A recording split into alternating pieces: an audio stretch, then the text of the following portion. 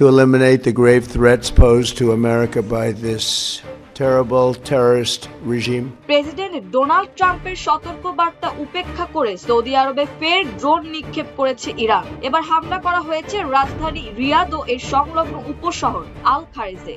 এক বিবৃতিতে সৌদির প্রতিরক্ষা মন্ত্রণালয় থেকে নিশ্চিত করা হয়েছে এ তথ্য। বিবৃতিতে বলা হয়েছে ইরান থেকে আসা ড্রোনগুলোর মধ্যে অন্তত 8টিকে আটকে দিতে পেরেছে দেশটির প্রতিরক্ষা বাহিনী। তবে কয়েকটি ড্রোন ছোড়া হয়েছিল এবং এই হামলায় কোনো ক্ষয়ক্ষতি হয়েছে কিনা সে সম্পর্কিত কোনো তথ্য বিবৃতিতে পাওয়া যায়।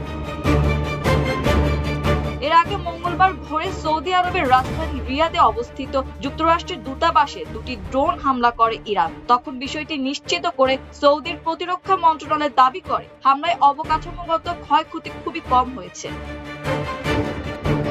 বার্তা সংস্থা রয়টার্স জানিয়েছিল শক্তিশালী বিস্ফোরণের পর মার্কিন দূতাবাসে আগুন লেগেছে। বার্তা সংস্থা এএফপি কে প্রত্যক্ষদর্শীরা জানিয়েছিলেন তারা বিকট শব্দ শুনতে পেয়েছে। এর কিছুক্ষণ পর হামলার বিষয়ে জানায় সৌদির প্রতিরক্ষা মন্ত্রণালয়। মন্ত্রণালয়ের এক মুখপাত্র বলেছেন প্রাথমিক ধারণা অনুযায়ী রিয়াদে অবস্থিত মার্কিন দূতাবাসে 2টা ড্রোন দিয়ে হামলা করা হয়েছে। রিয়াদে অবস্থিত মার্কিন দূতাবাসে ড্রোন হামলার ঘটনার পর কঠোর প্রতিক্রিয়ার ইঙ্গিত দিয়ে যুক্তরাষ্ট্রের প্রেসিডেন্ট ডোনাল্ড ট্রাম্প তাৎক্ষণিক বলেছিলেন এ ঘটনার জবাবে ওয়াশিংটন খুব শীঘ্রই বড় ধরনের পদক্ষেপ নেবে। মার্কিন সংবাদ মাধ্যম নিউজ ন্যাশনের সাংবাদিক কেলি মেয়ারকে দেওয়া এক সাক্ষাৎকারে ট্রাম্প বলেন এই হামলার জবাবে আমরা কি করতে যাচ্ছি তা আপনারা খুব দ্রুতই দেখতে পাবেন। তবে ট্রাম্পের সেই হুমকিকে বৃদ্ধাঙ্গুলি দেখিয়ে ফের হামলা চালালো ইরান। এদিকে রিয়াদে মার্কিন দূতাবাসে হামলার ঘটনার পর দেশ জুড়ে সব কনসুলার সেবা স্থগিত করেছে যুক্তরাষ্ট্র। দূতাবাস কর্তৃপক্ষ জানিয়েছে পরবর্তী নির্দেশ না দেওয়া পর্যন্ত সাধারণ ও জরুরি সব ধরনের অ্যাপয়েন্টমেন্ট বাতিল করা হয়েছে।